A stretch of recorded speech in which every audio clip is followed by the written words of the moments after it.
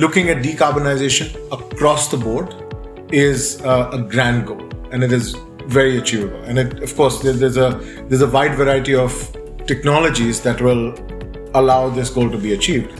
Today, if you look at capital allocation towards initiatives that are driving future growth and future technologies, those consumers demand a carbon neutral lifestyle. Governments are driven by more than just social good. Governments are also driven by vote banks. Governments are also driven by, staying in power. So the key thing to understand here is, the goal of most businesses, most enterprises, is not to be profitable. Different kinds of plastic exist. Some plastics are treated as, non-valuable. Others are treated as more valuable. Hello and welcome to a very special podcast series, Unusual Suspects. I'm your host, Gaurav Chaudhary. This is a series about unraveling stories of entrepreneurs, investors and businesses that are disruptors, yet not in your face. Their disruptions have consistently delivered on the purpose and the mission they've embarked on. Their values are as strong as the mission. While they're ruthless in pursuing their ambition, they don't stray from being leaders who are not just admired for the vision and relentless pursuit, but also for how they're building an ecosystem of believers who consistently push the boundaries. They allow principles to take precedence over ad hocism. For them, profitability is as important as scale, creating and leading new categories and innovations. In each episode, I speak to one such leader, talking to her or him or them about their businesses, lives, inspirations, interests, challenges, pivot moments and turning points, successes, failures, agonies and ecstasies, and of course, little joys in life. It is as much about their personal life stories as about their entrepreneurial journeys. Unusual Suspects streams on Earshot.in, Spotify.com, Apple Podcasts, Google Podcasts, MoneyControl.com, and a host of other podcast streaming platforms. For this episode, I'm delighted to have Anantshree Chaturvedi, Vice Chairman and CEO, Flex Films International. Anantshree holds a graduate degree from Babson College with a triple major in finance, global strategic management, and economics. He learned the trade of flexible packaging both domestically and internationally with hands-on experience as a trainee and apprentice in India, Mexico, Poland, Egypt, the UAE, and the USA, and subsequently spearheaded the expansion of UFlex in the USA. He currently serves as Vice Chairman of Flex Films and heads the overseas business. Anantshree brings with him a vast array of experience right from his first job at the age of 15 as an intern and assistant to the late US Senator Edward M. Kennedy, followed by stints at DreamWorks, TJ Maxx, Accenture, Mubadala, and his own venture capital firm that he co-founded while at college. Anantshree is additionally vested with the responsibility of global product stability, R&D and HR protocols, and also dons the hat of Chief Cultural Officer at UFlex. Welcome to the show, Anand. Thank you. Thank you for having me. Anand, on about 2 years ago, on November 1, 2021, Prime Minister Narendra Modi announced that India will achieve the target of net zero emissions by 2070. What's your view on this? So, Gaurav, first of all, thank you again for having me on the podcast. I really like the name of your podcast because the Unusual Suspects stems from the movie The Usual Suspects, right? And in correlation to that, my answer is, very linked to what Prime Minister Modi's goal is. 2070 is a very, very long, time from now, right? I mean, we're talking 50 years out. So, this is a very achievable goal from that perspective. The only difference is that what are the basic foundations that will have to be built now, right? When you set out a goal for 2070, absolutely that goal is achievable, right? But what we can't pay attention to what is going to happen, 5 years, 7 years, 10 years, 15 years, 20 years out from now. We need to pay attention to what we do now. So the foundations of this, this goal lies today. Now, net zero means, complete decarbonization across the board. So plastics contributes about 19% on a global basis. I'm not sure what the contribution to India would be, but it would be significant. And then you have obviously the, energy contributions of coal, gas, and, other basically ecosystems that produce this energy to drive India today. Looking at decarbonization across the board is a grand goal, and it is very achievable. And it, of course, there's a wide variety of technologies that will allow this goal to be achieved. The key is the foundation, what we lay today for this, right? So, how much clean tech do we absorb? How much of the plastic problem do we resolve? That's right. And the basis of that is going to make this goal either very achievable by 2070, or there will be a mad rush in the last, let's say, decade before this timeline comes on, where a lot of dramatic action will have to be taken. Absolutely. And India faces a peculiar paradox, and it's a paradox of challenges. We have to sustain our growth momentum, but we also have to be on the right side of the climate change debate. How do we balance this? To be honest with you, I don't actually see that as a paradox. I don't see climate change and economic growth as mutually exclusive. I feel like this is a theory that has been taunted, and I feel like from my perspective, which is sort of a unique combination of an Eastern perspective, but also a Western perspective, because I spend time in both economies. The paradox is not development versus climate change. The paradox is, how do we transition from a point of deprivation to the developing nations, then transitioning towards insecurity of resources, right? So the challenge is actually quite a bit more complex than just, climate change versus development. Climate change will have to be in line with development today, right? Today, if you look at capital allocation towards initiatives that are driving future growth and future technologies, those consumers demand a carbon neutral lifestyle. They will demand a better balance with climate. So this debate is really, I would say, it's still very profound and it's very active, but it's evolving. The key thing is, how do we go from not depriving people who are actually the least contributors to the climate change momentum that the world is seeing, while is managing the insecurity of the people who are actually the largest contributors towards climate change, and making sure that they don't feel that their resources are being taken away, while other resources are shared with people who are today deprived of them. And that equation can be balanced. It's a matter of capital allocation. Where do you allocate the capital that drives that shift, that drives that change? The government has done its bit. The government is doing its bit rather. But there's also a lot of responsibility that organizations, corporates, businesses, civil society organizations, and individuals will also have to bear. How do we go about achieving this? Because the government can, set out policies, set out regulations, and set out laws. Eventually, on the ground, it has to be executed by rest of the stakeholders. How do we go about achieving this? Absolutely. So the way to look at this question, Gauravji, is to look at what the government is doing and how businesses will respond to that. The truth is businesses respond to their consumers, right? Businesses are, very, very flexible and will pivot to make sure that their product or service that they are producing today is sold. Tomorrow, when the consumer votes with their rupees, right? When they vote on what products and services they're willing to buy, as opposed to not willing to buy, these businesses will make that shift overnight. The government forcing regulation is a good thing, and it is something that is required. But unfortunately, businesses will always try to resist that, because governments are driven by more than just social good. Governments are also driven by vote banks.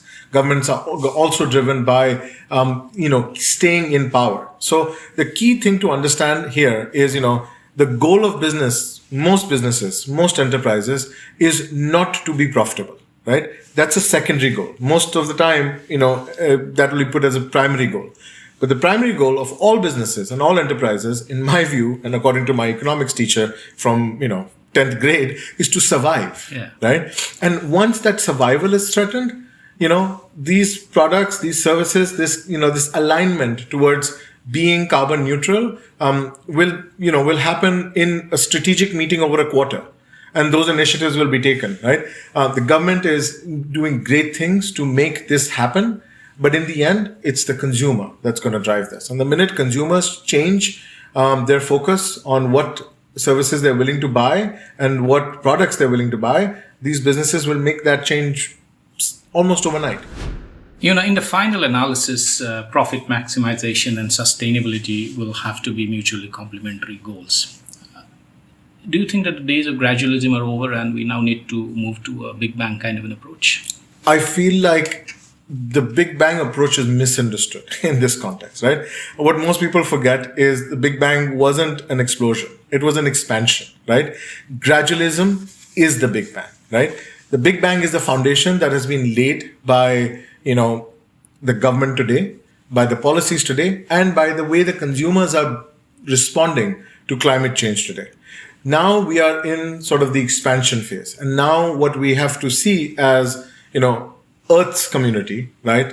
Since we're talking about the Big Bang, I'm not going to take a universal perspective in play, but the community of Earth has to figure out how fast and how vast this expansion of climate-friendly, business, policies, products, and services combined with, the right government initiatives happen. So we are, I feel like, gradualism is something that complements the Big Bang, but the Big Bang also is just an acceleration of this natural progression of resources coming into play in this context. I don't see it as mutually exclusive, and I don't see that sudden actions or sudden dramatic changes will make really any impact. This is an expansion. Now we have to set the pace of this expansion. But this is inevitable. So what is UFlex doing on this project? UFlex has actually been involved in this, for, I would say, the last, 30 years. And why we do that, why I say that is, we invented recycling technology, mechanical recycling technology in the 90s. Again, primarily driven by our focus on surviving. Even back then, us as a polymer company, as a polymer science company, we were basically told that, listen, plastics does not have a very good future. Plastics is a negative thing for the environment. So for us, it was very important to find the solutions for us internally. And, if you look at, our portfolio today, not a single piece of plastic has not been recycled within the UFlex ecosystem in the last 30 years. Because for us, that's our product. And that's our capital also going out as waste if we allow that to happen. What the sad part was, these technologies and these initiatives that really were created in the mid-90s never really were able to expand to the general market up until the late 2018, 19 time zone. So, or circa, I should say. I've been selling recycled 100% PCR recycled films in the US, for example, for the last 12 years. And quite frankly, I didn't have really any customers for this product till 2016. So even, the, initiatives that we take, need a place and a customer, for those technologies. So UFlex is doing, a lot of different things with recycling, with pyrolysis, with biodegradable enzymes. But these initiatives need to have a roadmap into the general masses. And that's what we're looking for today. Rapid innovation in frontier technologies, in frontier products, such as plastics, can potentially help produce goods that are stronger yet lighter and more efficient than their earlier generation. Tell me more about what UFlex is doing on this front. So, I want to address the question in two ways, Georgie. One is, what does, rapid expansion or sort of rapid research mean, right? The truth is, as I said earlier, right, this is a general expansion of what your portfolio is. So we have to take a look at what the solutions that exist today, right? And UFlex is very active in incorporating all the solutions that exist for plastic and plastic recycling today. So that's mechanical recycling, that's chemical recycling, that's converting plastic into energy, that's using biodegradable enzymes so that the plastic can biodegrade and really become compost or some version of it.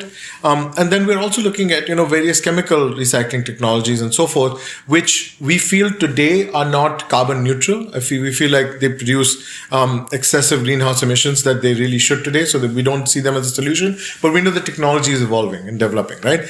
The key thing that UFlex does today is, we need to incorporate the stock problem of plastic and the flow problems, So, plastics one is the stock, the legacy of plastic that already exists today. How do you solve that? How do you solve these giant, basically piles of plastic waste that, and are in landfills, that are in sewage systems, that are scattered across urban ecosystems all over the country, right? All over the world, really.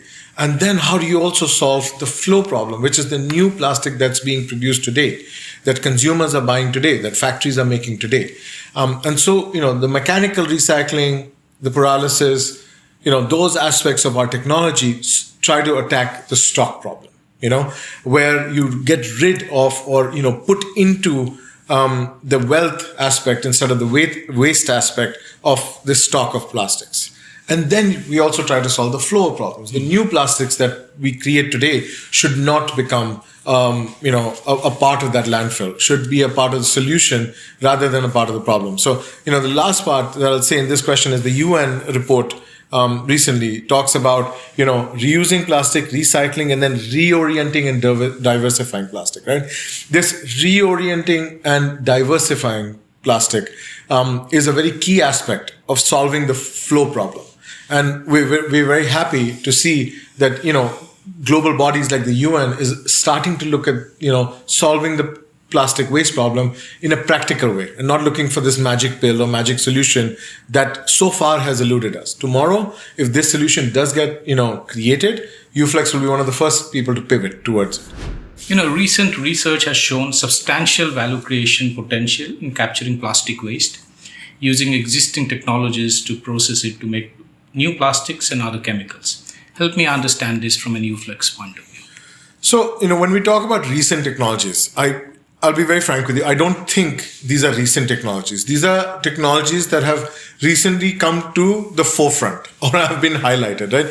These technologies have existed for a long time. It's really what has changed recently is the public initiative. It's the interest of consumers, and it's the interest of, not only this generation of consumers, but especially the next generation of consumers who are deeply and keenly aware of how the plastic problem will affect them and their lifestyle, and how it's going to make ecosystems that they enjoy today, like mountains and beaches and other places, far more unfriendly places than they need to be, just because of this contamination that comes onto those surfaces. So, India produces about, I would say, like 5.6 million tons of plastic, right? About half of those, and definitely upwards of 1/3 of those are single use, right? The first thing that UFlex is doing is, we ensure that there is, almost no single-use plastics in our portfolio, right? Everything is reusable, everything is recyclable, everything has a second life, a third life, however way that's possible, right? So, a plastic product that gets made in our ecosystem today, tomorrow can either become the same plastic product again and again and again with the least amount of energy consumed to reshape and reform that, or it becomes something else, like plastic pack becomes a bench or a piece of a part that goes into a bicycle, or, so it has a second and a third life, right?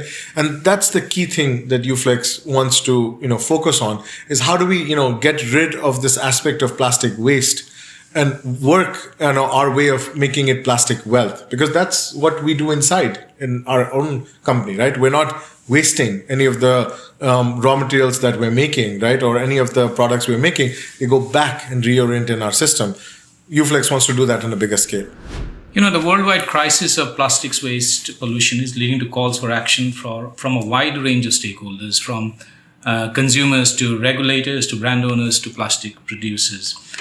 And it represents a very complex challenge. What are the key challenges you foresee in India?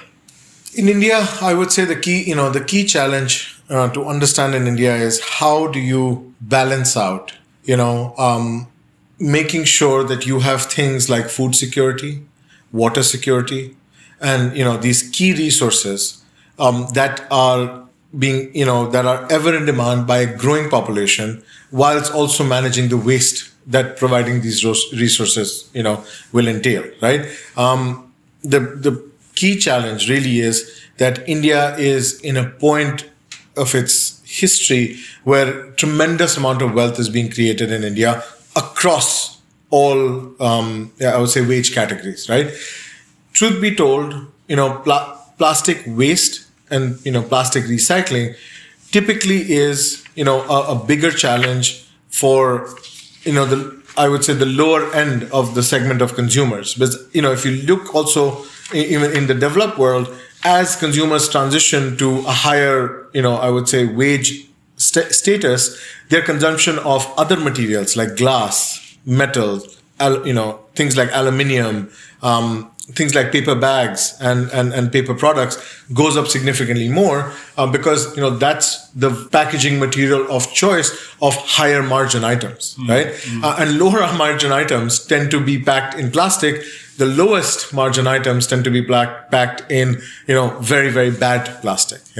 So as India's wealth grows on per capita GDP level, we will automatically start seeing a transition from the use of plastics today to now use of sort of different secondary materials, and that's going to be the key focus for India sort of in the future is how do you provide development not just for the top 1% or 0.5%, but transition that downwards, and then how that changes the materials that get used in that development. But it's one small part of the equation. And what are the hurdles to effective waste management in India? The biggest hurdle to effective waste management in India, truth be told, is, how do you allocate capital towards waste management, right? India has larger needs for capital. India needs infrastructure. As we talked about, other kinds of food and water security. India needs, resources on a much, much wider scale. So where does, waste management fit into that? The key thing is first you have to create a very, very good ecosystem for, every member of your society, right? And once you are in that place where, where there's a significant number of people in your society that are achieving a certain, I would say like quality of life, then that's when typically waste management comes into play, right? What is that crucial point for India? And that, quite frankly, I haven't been able to identify yet. I feel like we're transitioning towards it, but I feel like waste management will be very, very different in different communities in India. So communities that that definitely have different income levels, but along with different income levels, how they actually treat their resources, and what kind of quality of life do they want. And final question: how can it accelerate our transition to a circular economy, which is more timescale consistent with response to climate change, water scarcity, and other global challenges? Allocate capital resources to those problems, right? The biggest issue when it comes to, let's say, plastic is, plastic on a secondary and tertiary basis does not have any wealth to it. Metals have a better recycling future from the wealth perspective. They're easier to sort, easier to pick up, and easier to bring back to a recycling facility. Today, different kinds of plastic exist. Some plastics are treated as, non-valuable. Others are treated as more valuable. Consumers need to understand how to create wealth out of these, waste products that are coming out today, and then, generate them back. That's the whole focus of a circular economy, right? Yeah. If you generate wealth on one end, then that, then that goes back, that product goes back into the circle, and then, eventually comes back as either the same product or a different product, right? The same thing with water scarcity or other resources, right? How do we, make sure that the water that's being consumed today and the water that's being, that's been run through our system is collected, is, reintroduced into the system, either, through the same kind of, cleaning and distillation technology, or, has an alternate use for it. Wastewater might have a use in irrigation or other things, So it's re-entering that product into that circle. That's the key thing that we as, Indians have to identify today. Thank you, Anand, for taking the time out and dropping by to have this conversation, and also for sharing your deep insights and perspectives. Thank you so much. Thank you. Thank you for giving me the opportunity.